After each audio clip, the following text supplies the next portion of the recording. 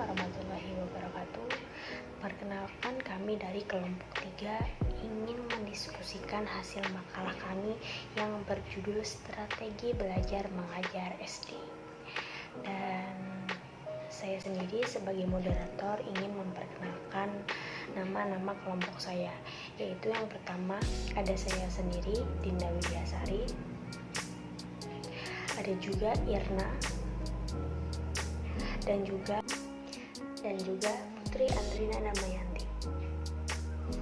Baik, selanjutnya saya akan menyampaikan materi pertama, yaitu definisi komunikasi dalam pembelajaran. Kita cari pengertian komunikasi dulu, yaitu komunikasi adalah suatu proses penyampaian informasi, bisa ide, pesan, ataupun gagasan dari satu pihak ke pihak lain. Contohnya seperti saat kita mengajar. Saat kita mengajar, kita melakukan komunikasi secara langsung terhadap murid kita. Nah, ada juga contoh yang lain seperti kita presentasi, bertemu dengan lingkungan. Baik, selanjutnya kita masuk ke definisi pembelajaran.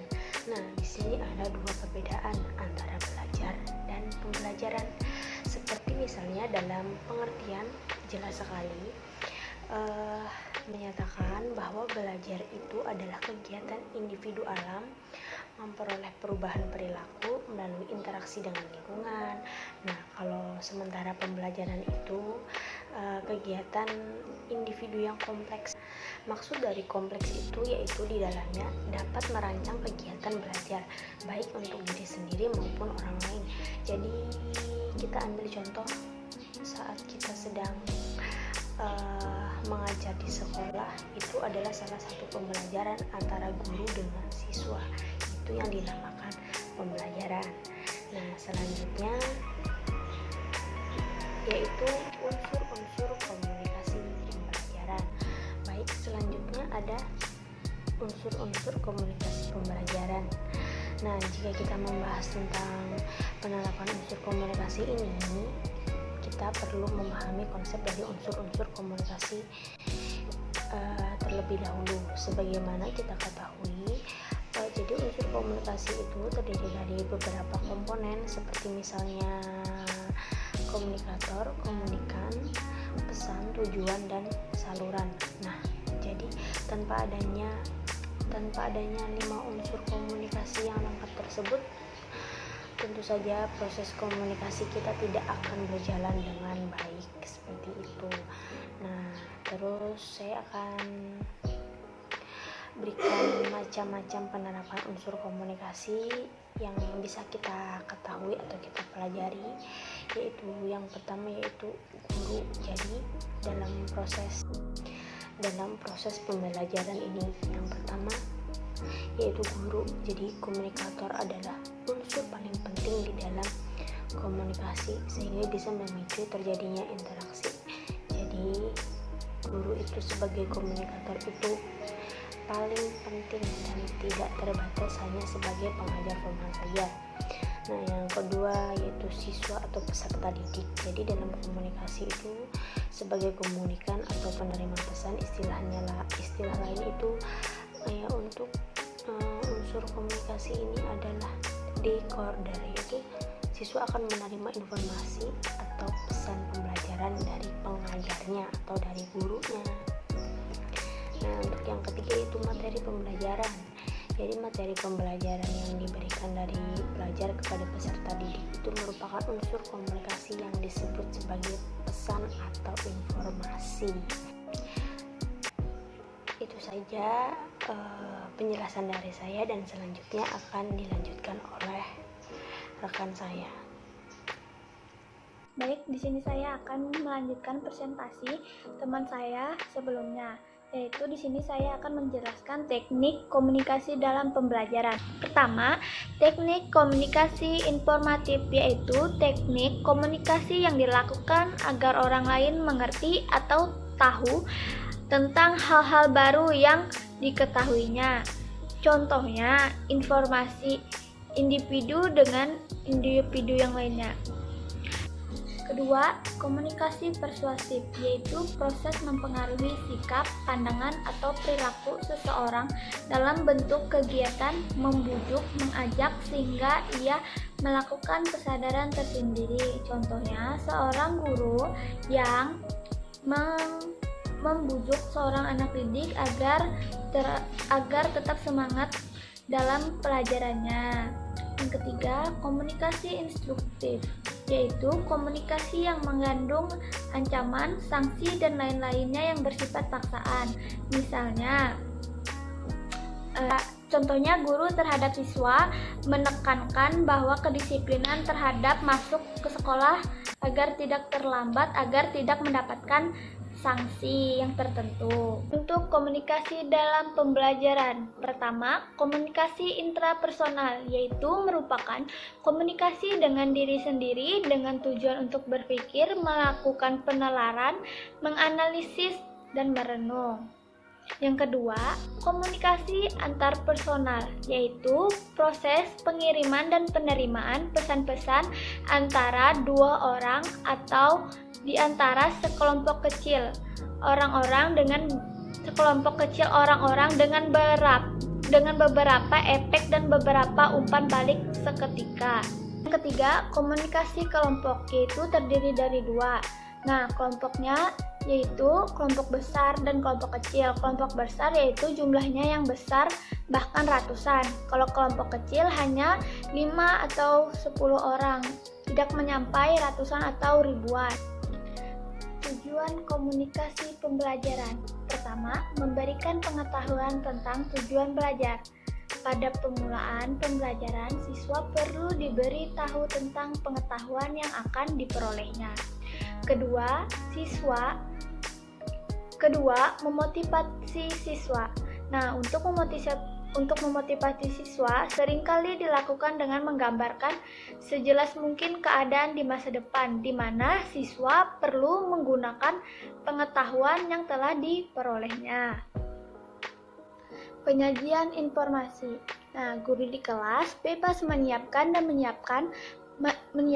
menyajikan pembelajaran seperti merencanakan kegiatan siswa, mendiagnosa masalah siswa, memberikan konseling secara individual. Yang keempat, merangsang diskusi. Nah, merangsang diskusi seringkali disebut papan loncat, diambil dari bentuk penyajian yang relatif singkat kepada sekelompok siswa dan dilanjutkan dengan diskusi.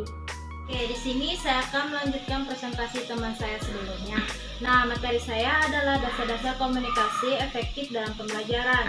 Nah, komunikasi efektif dalam pembelajaran ini adalah proses penyampaian informasi dua arah. Komunikasi dan komunikator tersebut sama-sama direspon sesuai dengan harapan kedua pelaku informasi tersebut.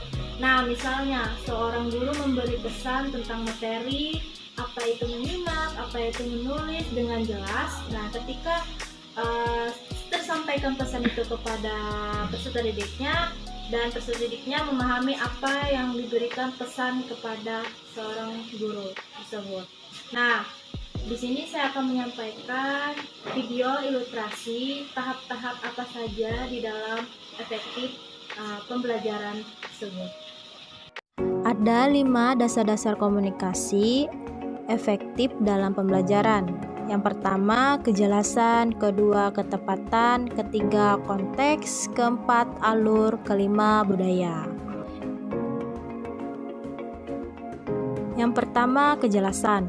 Kejelasan adalah bahwa dalam komunikasi harus menggunakan bahasa dan mengemaskan informasi yang jelas sehingga mudah diterima dan dipahami oleh komunikasi. Yang kedua, ketepatan. Ketepatan atau akurasi ini menyangkut penggunaan bahasa dan kebenaran informasi yang disampaikan. Ketiga, konteks. Konteks adalah bahwa bahasa dan informasi yang disampaikan harus sesuai dengan keadaan dan lingkungan di mana komunikasi itu harus terjadi. Keempat, alur. Alur adalah bahasa dan informasi yang akan disajikan harus disusun dengan alur atau sistematika yang jelas sehingga pihak yang menerima informasi cepat tanggap. Yang kelima, budaya. Budaya adalah aspek ini tidak saja menyangkut bahasa dan informasi, tetapi juga berkaitan dengan tata krama dan etika. Artinya, dalam komunikasi harus menyesuaikan dengan budaya orang yang diajak komunikasi, baik dalam penggunaan bahasa verbal maupun non-verbal, agar tidak menimbulkan kesalahan persepsi. Kedua, hambatan-hambatan komunikasi pembelajaran. Yang pertama, hambatan dari proses komunikasi. Yang kedua, hambatan fisik. Yang ketiga, hambatan psikologi. Pertama, hambatan dari proses komunikasi. Nah, yang pertama, hambatan dari pengirim pesan. Misalnya, pesan yang akan disampaikan belum jelas bagi dirinya atau pengirim pesan. Nah, misalnya seorang guru memberi pesan kepada muridnya tapi tidak jelas dan sulit untuk muridnya memahami apa pesan dari guru tersebut. Nah, yang kedua, hambatan media. Nah, hambatan yang terus terjadi di pengguna media. Nah, seperti internet atau listrik yang kurang memandai gitu. Nah, yang kedua, hambatan fisik. Hambatan fisik dapat mengganggu komunikasi efektif, misalnya gangguan kesehatan atau gangguan pada alat-alat komunikasi dan jaringan listrik. Nah, yang ketiga, hambatan psikologi. Hambatan psikologi dan sosial kadang-kadang mengganggu komunikasi. Nah, dalam musibah misalnya menimbulkan rasa trauma yang sangat tinggi kepada peserta didik, sehingga pada saat diajak komunikasi menjadi tidak nyambung. Nah, jadi susah untuk memberi komunikasi yang lancar kepada peserta didik. Sekian dan terima kasih materi saya sampaikan. Saya kembalikan kepada moderator.